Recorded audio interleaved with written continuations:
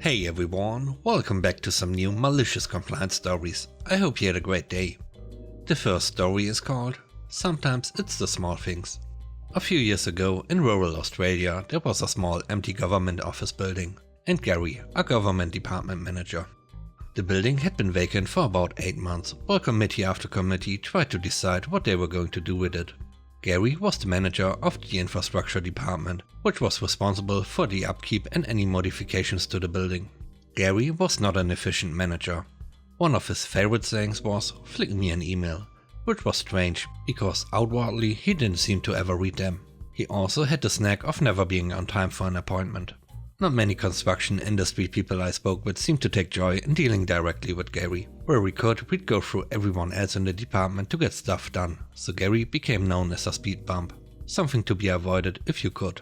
Now, because I am an electrical contractor who wears a few different hats, has been to a number of different rodeos over the years and is afflicted with the curse of competency, I got roped into assisting Speed Bump with this building's future use. He asked for a 9 AM meeting at his office one day to discuss the building. Arriving at the outer reception 10 minutes early, I asked Jen, the receptionist, to let him know I was there. Jen comes back to me and says, "Gary's running late, he said to wait for him." About 30 minutes later, I asked Jen to remind him I was waiting. After a couple of phone calls, Jen says, "I can't get through to him in his office or on mobile. His office thinks he's left the building. No one knows where he is." I guess a reasonable person would have just called it quits and left at that point, or called and emailed him, or left a message with Jen, or something. But I was sick of Gary. I'd learned ages ago that one way to help people with their timekeeping skills was through their wallets. So I went out to my work vehicle, got my laptop and a bottle of water, then went back into the reception area and set up camp in a corner. I'd planned an office day anyway to work on quotations and project planning, so Gary could pay me to do it. My charge out rate at the time was $110 an hour. 7.5 hours of very productive spite-fueled work later, I called Gary on his mobile, got message bang and left a message saying I waited for him and maybe we should reschedule. The next meeting was arranged for 2 days later, on site at the empty building at 9 AM. During the phone call to arrange this, I lightly mocked Speed Bump by asking if he meant 9 AM human time or Gary time. He may have thought we'd built some kind of convivial rapport and was just being funny when he said, "Well, if I'm not there at 9, why don't you break in and start without me?" I was on site 10 minutes early and waited until 9:05 to put the battery in my angle grinder.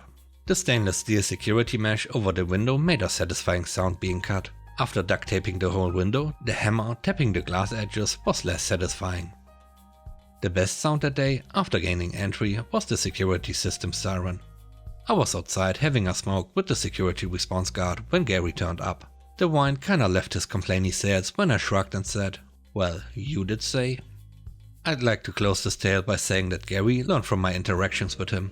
But as you'll probably know, speed bumps don't change. You either have to just go around them, deal with them, or remove them. And Gary just continued being a speed bump for some time to come. I didn't cop anything serious over the 7.5 hour invoice or the damage. However, Gary did delegate one of his staff to work directly with me a lot more after this. It was a small win, but you have to savor those, I reckon. The next story is called Rules Are Rules. I live in an apartment building where everybody gets one assigned parking space per apartment as standard. You can pay for an extra one, but we don't need that. Due to a history of bad parking in the car park, they introduced a rule whereby you could be fined if you do not park in your allotted parking spot. Now, my parking space is at the end of a row. On one side I have a wall about 1.5 meters away from the end of my parking space. On the other is the car belonging to the person who lives directly below me in the building. My under neighbors are a family with 3 young children. Knowing how difficult it can be to get all of the kids into their car seats, I have 2 of my own. I have generally given them a bit of space and parked a little outside of the line on the opposite side. Remember, next to me on the opposite side of my parking space is a wall. There is no reason for anyone to walk next to my car at that point. This is something I have been doing for months. I understand the need to enforce the rule where cars interfere with other parking spots or walkways. But for me, parking a little outside the spot affected nobody other than my neighbor who was given more space to get their kids into the car. I walked down to my car recently to see a note from the management office telling me I had been fined. I went to speak to them and sure enough it was for parking outside of the space. I tried to explain to them that it was to help my neighbor and that nobody could be inconvenienced, but they told me rules were ruled. I had a fine of 60 Singapore dollars and had 40 days to pay it. Being quite riled up, I ran through the relevant contract and was dismayed to find that they were indeed correct. There was absolutely nothing I could do about it. I did however note that there was a statement in the contract stating that every single payment received by the management company had to receive a written receipt signed for by the management company within 2 working days. There was also no rule about me having to make payment of my fine in a single deposit. So this is where the malicious compliance comes in. By this point there were 37 days remaining to pay the fine, so I divided the $60 by 37 and set 37 recurring payments of $1.63 daily for the time remaining with my bank, which was very little effort. After a few days had passed, I went to the management office asking for my receipts. They told me they would provide my receipt upon full payment, to which I responded that the contract was quite clear. They must provide a written receipt for each and every payment, not for each and every fine, and that they were already overdue for my first receipt by a day. They tried arguing with me, but it was completely clear from the contract. So every couple of days they had to fill out receipts and then walk them over to my letterbox.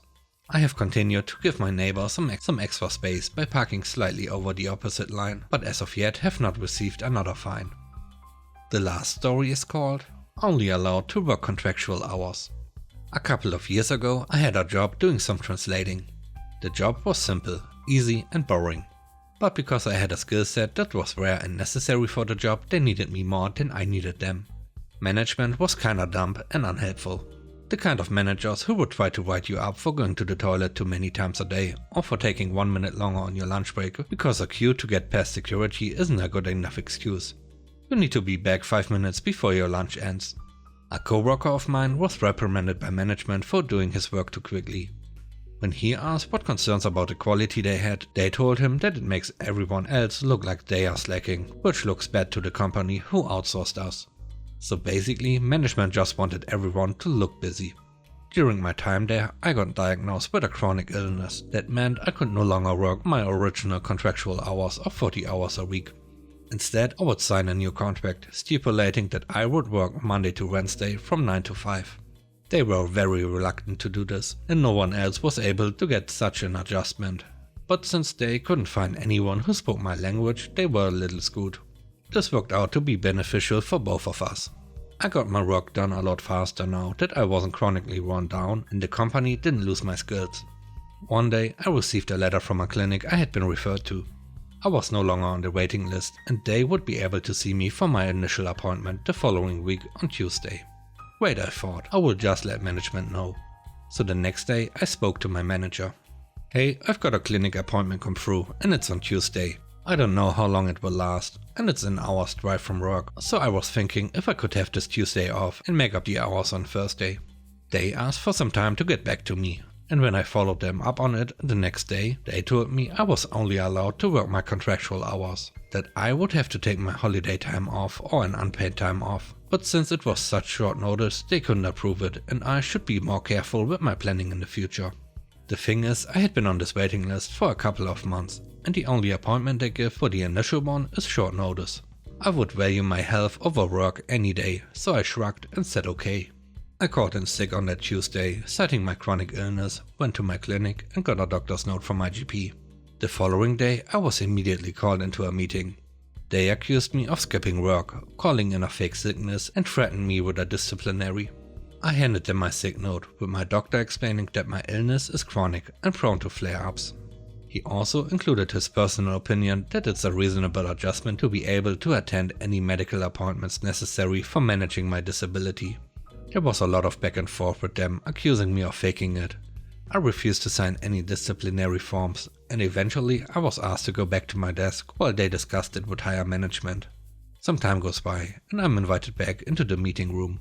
We've come to the conclusion that your absence was valid, and we will accept the sick note from your doctor. However, we would ask that you make up the hours that you missed this Thursday. I'm pleased to hear that. Unfortunately, I will not be able to work this Thursday, as I have been informed that I'm not allowed to work outside my contractual hours. After that, the meeting was pretty much over. Management wasn't happy, but I got my sick pay and didn't work that Thursday. I stuck it out for a couple more weeks, but management was super grating. When I handed in my notice, they begged me to stay, offered me a significant pay raise, more than what my next job was offering me. But working with tedious management just wasn't worth it, and I had great fun telling them that. Thanks for watching the video. I hope you enjoyed it. If you did, you know what to do, and if you didn't, please let me know why. I hope you have a great day. Stay safe. Bye bye.